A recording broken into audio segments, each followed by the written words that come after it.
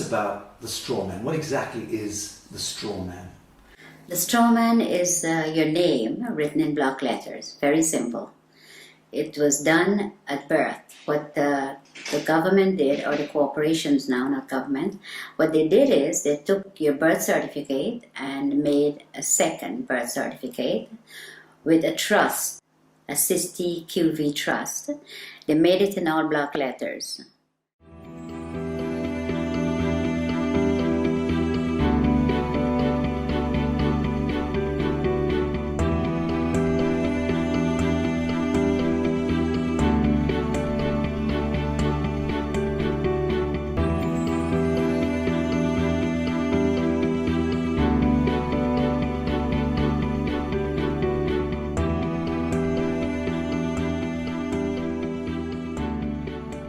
And for them to interact with you, they have to interact with you as a fiction, because they're all corporations. Corporation cannot interact with real people.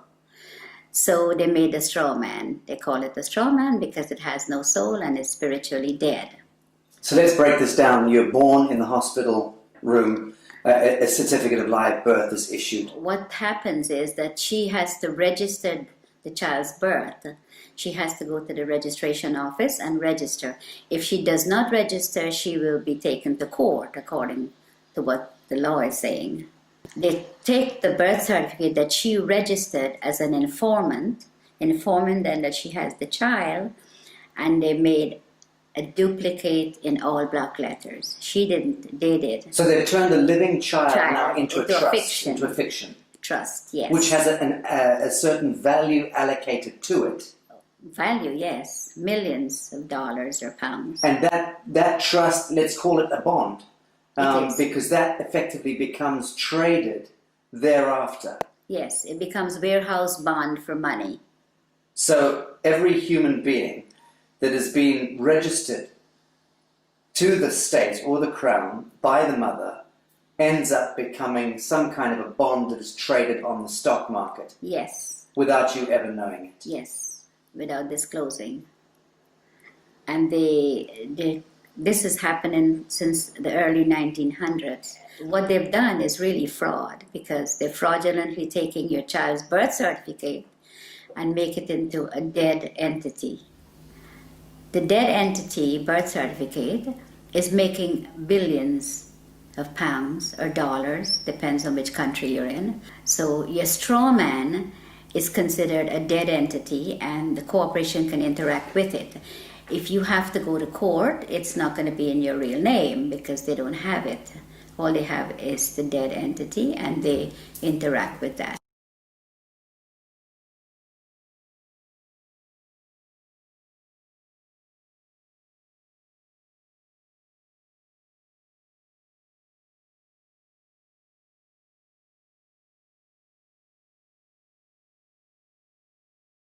So who is reaping the rewards of the value of your bond as it's being traded? I would say the Federal Reserve, which belongs to the royal family, and the HMRC, IRS, these are the people where your money goes once you are registered. The mother registers you, that's where the money goes, to them. Okay, let's talk about the difference between your signature and your autograph. Okay, a signature is under the UCC, which is the fiction, the straw man. Your autograph is the real person. So if you go up to a movie star and says, "Can I have your autograph?" You never say, "Can I have your signature?" It's always autograph because you have flesh and blood. Signature is what you're signing every time they can go into your account and take money. And every time you do sign a piece of paper, you can bet that that signature of yours is being monetized, securitized. It is. By the banks, by everybody that you, wherever you sign, credit cards, everything that you sign, they're getting funds off your trust fund from that birth certificate. Okay, so fees and all sorts of things and invisible costs are being discharged against your birth bond in that sense? Yes. Without you ever knowing about it? Without you ever knowing about it, yes. It was never disclosed to you. All the stuff was done without disclosing, And it's deception, it's fraud, and it's happening every day to everyone that's outside the inner circle. Okay, let's talk about the court system, because invariably your signatures lead you into a courtroom at some point, you know, whether it's for, and under the aegis of the court system, whether it's a marriage, a birth, a death, a registration of land, whatever. So we understand a little about the distinction between the signature and the autograph. What exactly is a court of law? Well, at the moment we don't have a court of law.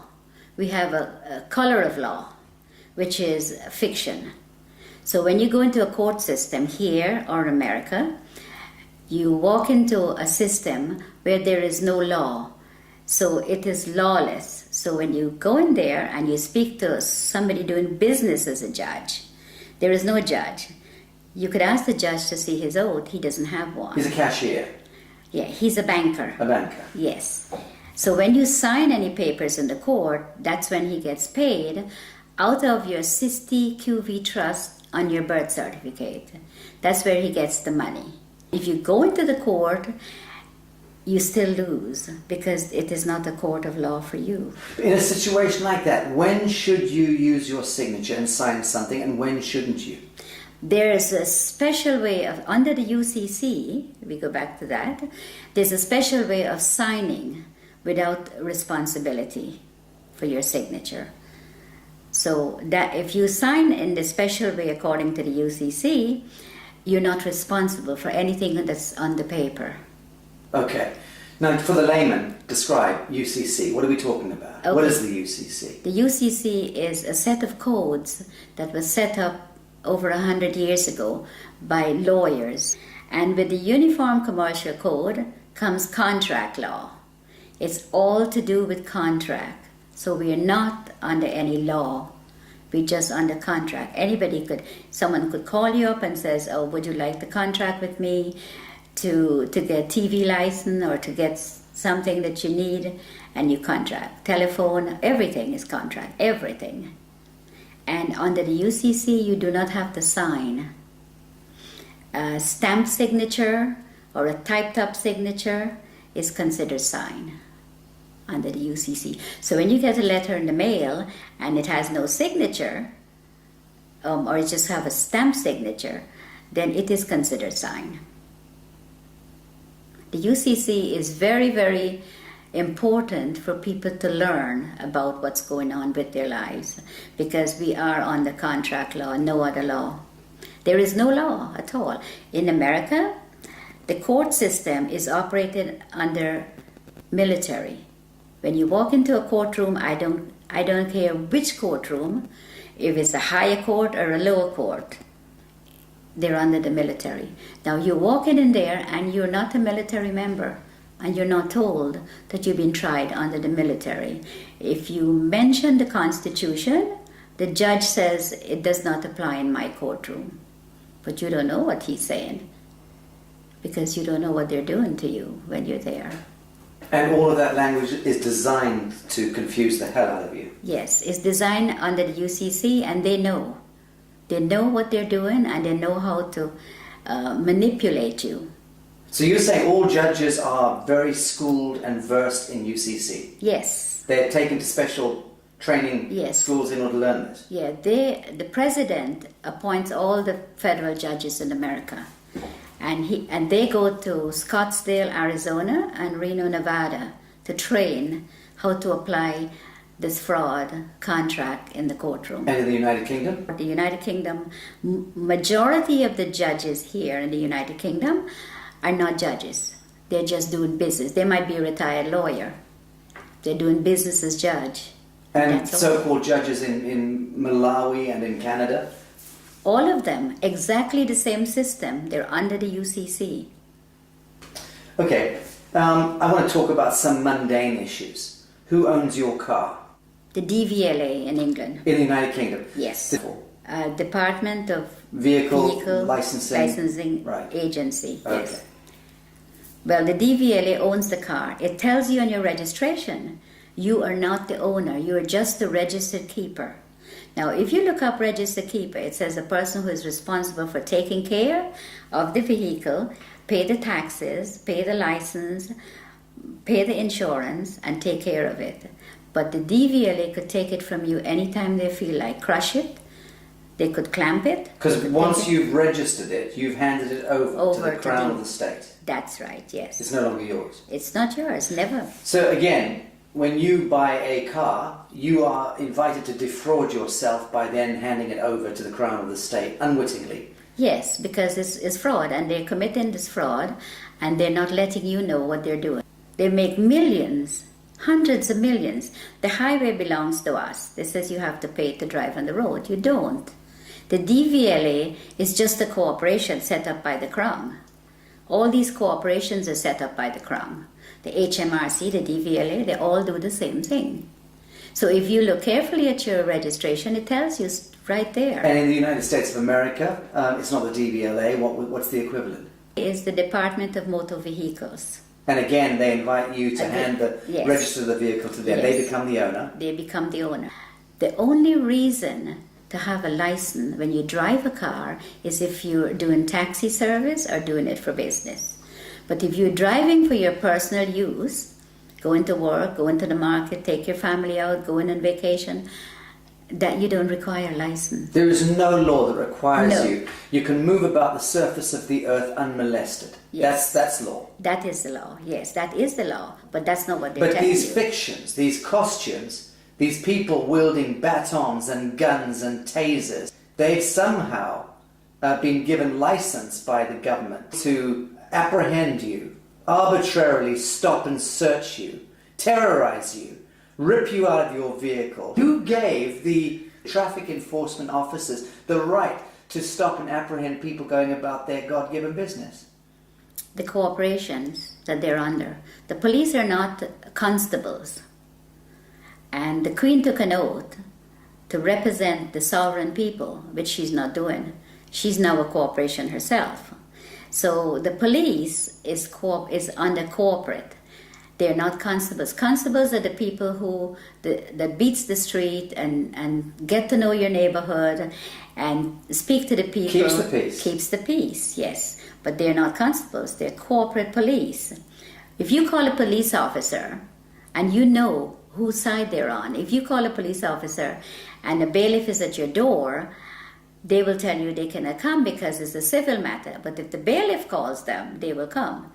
That means that they're not working for you, period. They're working for the parent corporation. They're working for the corporation, yes. They're corporate police. How many of the police do you think know this and understand this distinction? I think 90%. Do you really? I do. In the United States and in... And here, yes. Yes, 90% of the police know they're corporate police. But surely then they understand that they are in serious breach of their foundational oath. And they should thereby surely understand that the Queen of England is in serious breach of her coronation oath, Yes. which requires her to intervene if her parliament or government is conducting any cruel and unusual punishments against the people. And it's my understanding that being stopped going about your business in the street and dragged out of your vehicle and beaten with a baton for whatever reason, that to me by definition is cruel and unusual punishment. Okay, but they're given that permission to do that by the corporation they're in. They are given. If they were not given that permission, they could not have done that. They could not drag you out of your car or molest you or take you to the station for no reason. But it's not a law that gives them the right. It's a statute. It's a technocratic words on paper, statutes that have allowed them contractually to go ahead and beat the citizenry, right? Okay, yes. But it's not lawful. No, it's not. It's entirely not. unlawful. It's legal and it's fraudulent activities, and they're being backed up by their corporate headquarters. So you cannot win because there's always somebody there to protect them, and they know that. So let's drill down into this. A policeman is there and should be able to respond to a living soul doing injury against another living soul. If they witness that, they have every right to intervene. In the same way that you and I can conduct a citizen's arrest. If we see that somebody's being harmed, we should step in and try to intervene. But that's really as far as it goes. They have no business trying to commercialize human beings and penalize us for walking across streets or for not stopping at an amber light or whatever. All of that stuff is just nonsense dreamt up by the corporation. It is. Right. Yes, it is. It's all fraud.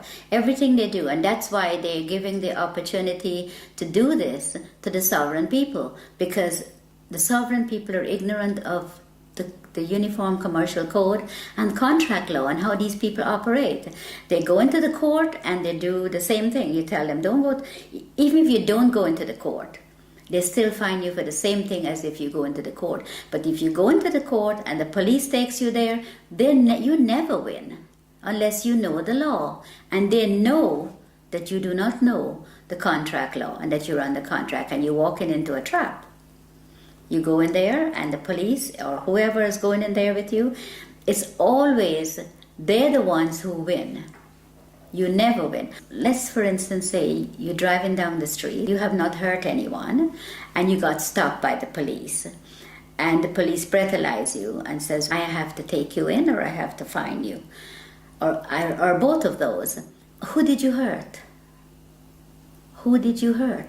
Who are you going to be paying this money to? You didn't hurt anyone. There's no victim. There's no victim.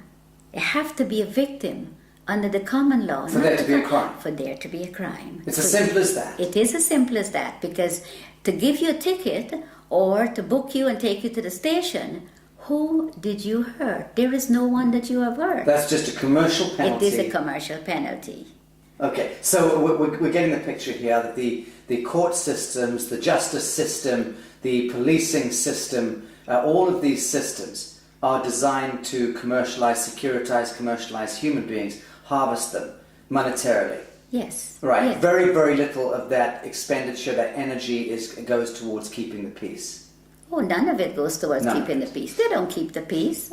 All they do is they create the problem and then they find a solution. And then sell you that solution. Yes. And then penalize you if you don't accept the solution. That's right. Right. Sounds like a very rigged casino to me. Rotten to the core. It is. And it seems to me that the average human being would, if they understood this, would utterly reject this system. Of course. If they understood it. Of course. But of course most people are completely indentured to it, yes. are mind controlled, Yes. reading the newspapers, watching the television, and repeating verbatim the bullshit that's taught to them. Yes. So the truth is, it seems to me that human beings are not predisposed toward hurting one another. We don't enjoy going to war. No. We don't enjoy No. hurting each other. Yes. In the main, most people get along and just want to get along. Of course. But the systems conspire Yes. with a model of scarcity economics and drive war and disease and poverty. Of course. That's the only way they can make money. When this Prime Minister said she's going to give 300 billion to the common market, where do you think she's getting the money? Not from your wages that you pay taxes on. That's a different set of money. She gets it from your trust fund, from your birth certificate. That's where they get the money to build the roads and do everything you could think of. So they're discharging billions and billions and billions of dollars against our birth bonds without Yes. ever disclosing that to her, Of course. without there ever being an audit or any accounting for it. Of course, because nobody's asking. Right. And even if you do ask, they give you a hard time to tell you about it.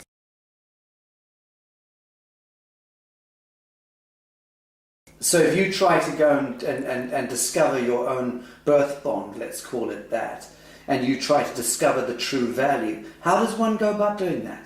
You apply to the Federal Reserve for it. There's forms that you can fill in, and you can, once you find the bonds and the serial numbers, you can get it from the Federal Reserve because they have it. And you can then discover the value of your bond? Of course. And the average, let's say, 50-year-old in the United States would be worth what? A 50-year-old in the United States, it could be worth hundreds of millions.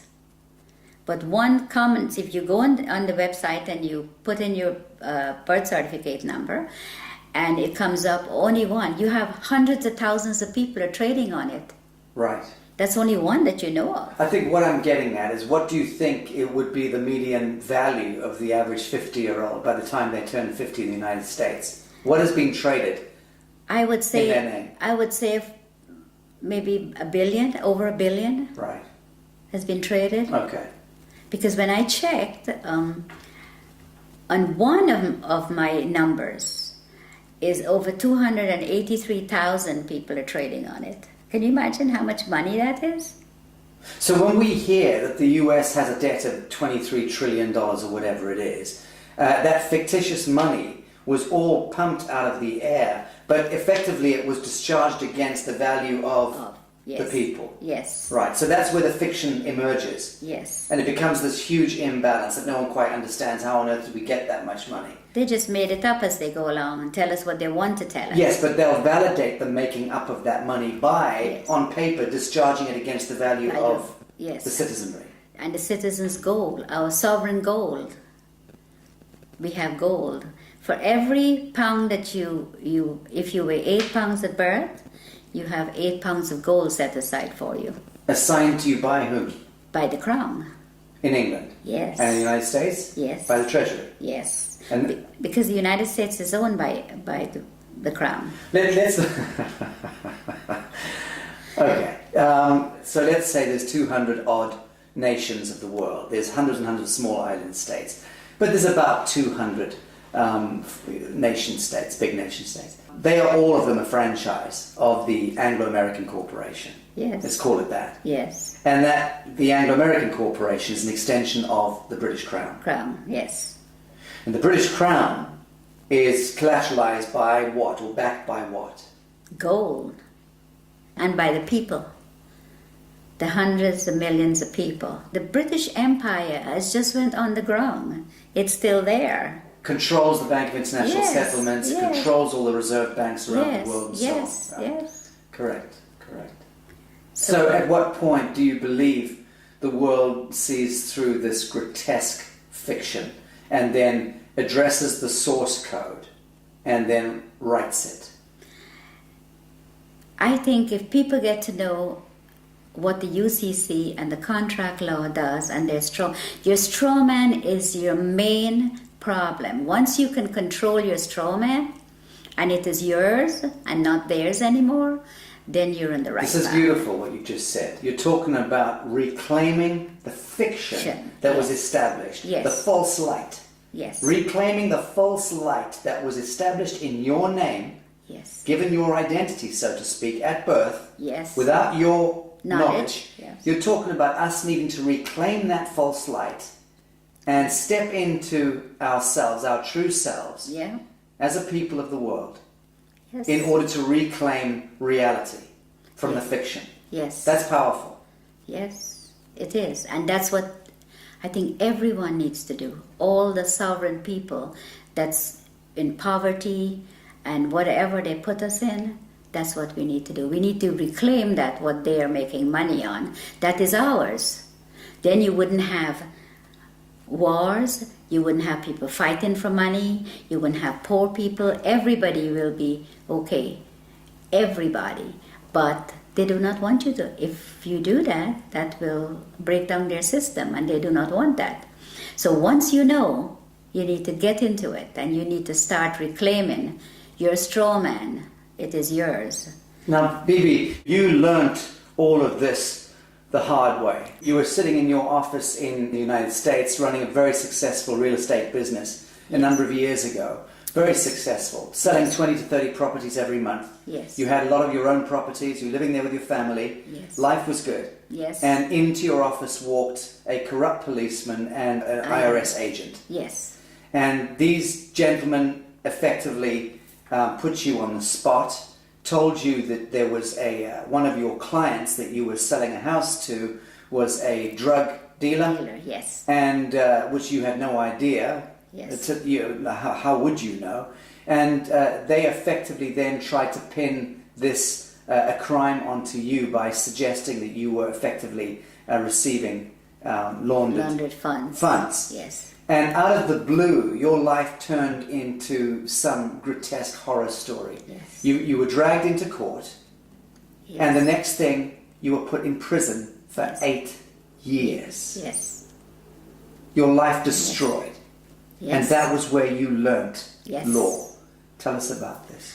Well, when I went to trial, and I I thought, well, how could they do this? I have shown for 10 years my bank statements, so they see that I had no money was laundered by me.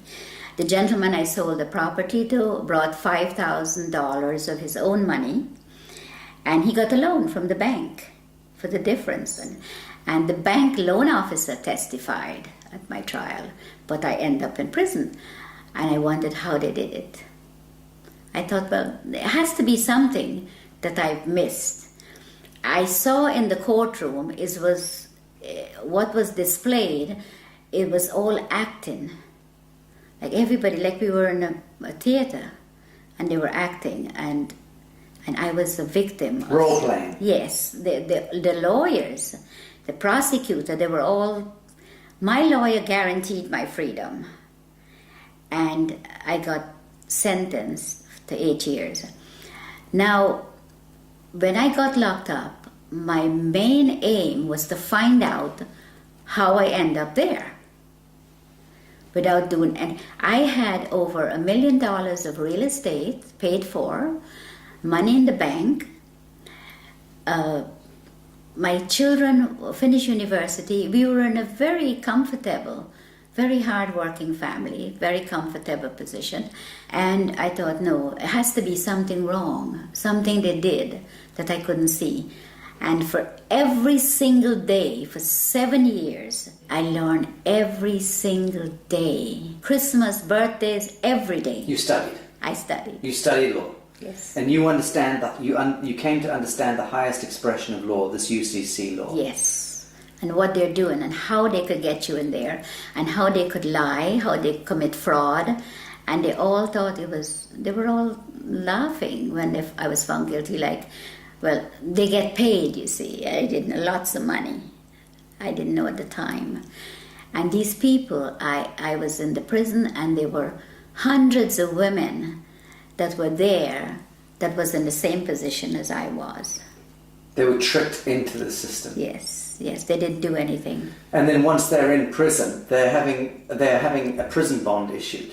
Oh, yes. And then their prison bond is traded on the stock market, Yes. making huge amounts of money. With their numbers, yeah. And they're relegated to becoming slave workers. Yes. And no one's told this. No, they get 12 cents per day. The food that was served in the kitchen was from the Gulf War. Cans of meat and all kinds of stuff. And they said the prison is not making any money, and they're telling the people out there that the prisons are losing money, and all these drug dealers and all these people coming into prison, and we don't have enough money. That's a lie. They're They making make- thousands of dollars a day per prisoner. I know it's at least $3,000 a day. Yes. Per prisoner. But they invest into the prison system, into Unicor, Prisons for profit. prisons for profit. Disgusting. And they invest in the prisons, and they make hundreds of billions of dollars. And the prisoners get 12 cents a day, and the food that they feed the prisoners, Not fit for dogs. no, it comes from the farms, and they get tax write-off on it. The chicken may be 2-3 months old, and all kinds of stuff. They serve horse meat for beef. Well, you're about to launch an online workshop and tutorials through the Newark University, teaching UCC and explaining to people from around the world how they can navigate their situation, whatever their situation may be, because all of us are facing penalties and cruel and unusual punishments. Yeah. But let's discuss something as mundane as a parking ticket, okay? Something that everybody understands. What are the do's and don'ts? You've just gone back to your vehicle and there's a parking ticket on it. It's parking tickets are a contract. You do not have a contract with your council. They put a ticket on there. There's no contract, so you don't have to pay that ticket. So what are your steps? You send the ticket back to them. No contract. And you tell them no contract. They have to produce a contract where you sign to say that if you park somewhere that you're not supposed to, you will have to pay the ticket.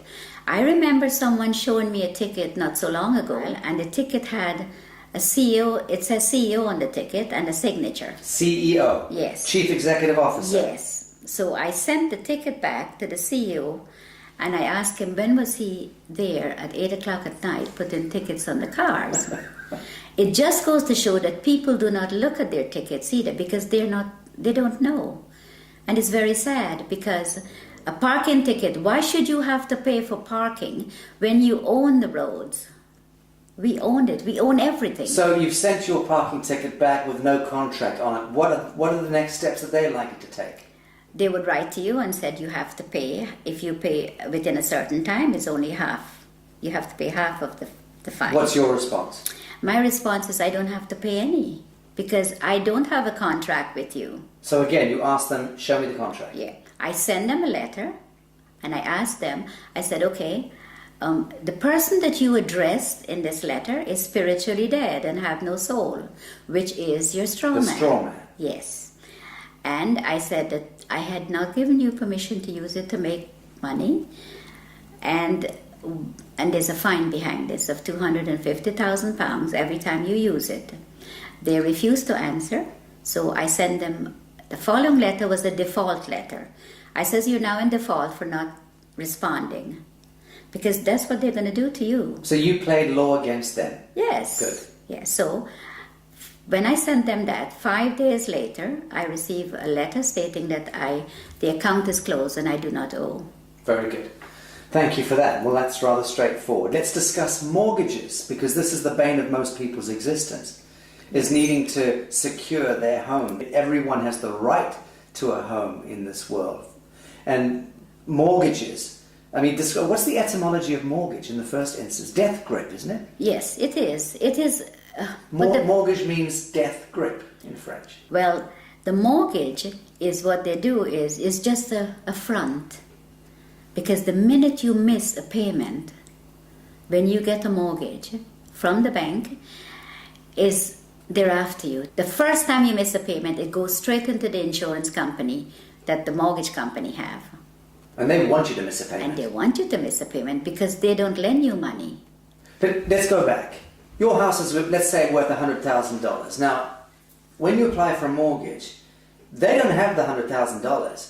But you come along with your block black capital signature, you sign the application, they then monetize your signature by having $100,000 worth of your value discharged against your treasury bond. Yes. That money they then lend to you, and they double dip because they then get you to pay that money back plus interest. What they do is they don't lend you that. They don't lend you anything. You fill up your papers and you sign. The signature is what they want. Then they tell you, okay, you have to be a good boy and you have to be a good credit and you can borrow from me. So they lend you a piece of paper that you sign with very fine writing in the back. That's where the legalese comes in because that's what they do. Then you sign it, signature. They take that and they tell you, okay, the funds will be ready in 2 to 3 days to come back. The following day with the signature, they go into your trust fund and they get paid the $100,000. They never disclose to you that, okay, we got paid, so the house is now yours. No. They come back when you go on the third day, they've already got their money, they say to you, okay, this is the agreement, you pay so much every month, the interest rate, all that you've already signed for. So now they put the $100,000 on the computer screen for you, so you can finish your house closing. Now that $100,000 is just numbers. It is not money, because they all own the banks. So there's no money pass, no cash, just paper. But they have your $100,000 already. If you don't pay, they take the house. They don't want nothing. They want the property because the money is just paper. It has no value. So the property has value, so they take the property.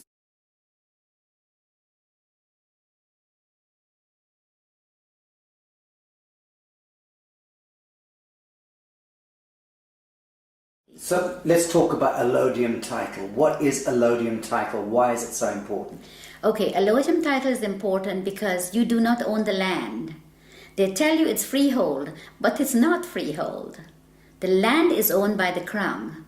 All the land in England. I'm a farmer in Minnesota, and you're saying that my land is owned by the Queen. Yes. I'm a farmer in Mozambique, Your land is owned by the Queen. The Queen of England. The Queen of England. She owns all the land.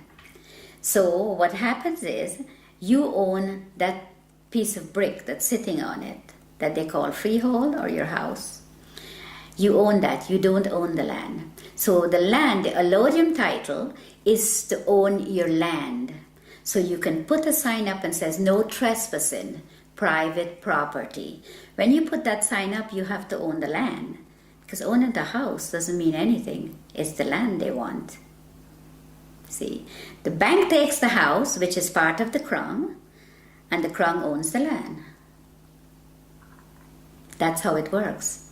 And you don't own anything. Ever. Ever. You are just a mere user. So long as you are acting as your straw man. Now, when we reclaim ourselves from this fiction, and we do it as a people, many of us do it. Yeah. What then do you see? How do you see the dissolution of government, the dissolution of this behemoth, this Molochite monster that has taken over our lives, indentured us into bonded slavery all around the world, 7 billion souls, owned and controlled, indentured to a couple of hundred National Reserve banks themselves, indentured into the Bank of International Settlements, that controlled through the US Treasury, the Federal Reserve, the IFC, the IMF, the World Bank, and so on, back to the Crown of England, and behind that, the Vatican. So all of that grotesquerie, that fiction, when do you see us as a people of the world reclaiming real reality from that fiction? And how is that likely to play out? I think if people get to know and they come together, it doesn't take hundreds of millions. 1 million sovereigns get together can make a hell of a lot of difference, because the word spreads from one to the other. And once people get to know that this is what is being done to them, it's going to be like wildfire. Once people get to know the law, what they're under, and what they're doing to them, and how they're making... You see, they make things to distract you, like the news and all this fake, all this stuff, television, and this is what they do. So once people can get together, if 100 people go to the bank and all keep taking out £100, before the end of the day, the bank will close. It's very simple if people get to understand what's going on. And it would be good for them to know, because we need to stop this. We need to stop what they're doing to people, hurting people for no reason, put people in poverty. And by they, we're talking about the parent corporation. The parent corporation, The yes. banks and governments and justice systems all working to penalize and harvest humanity. Yeah, they're in bed together, everybody. They said, if they send you to the Citizens Advice Bureau, don't even bother to go, because they're working too with them. Everybody they have in their pocket. And it's very sad, because people will do things to other people for very little money. Are you hopeful for humanity? I am, very much so. Bibi Bacchus, thank you. I love you. I do love you.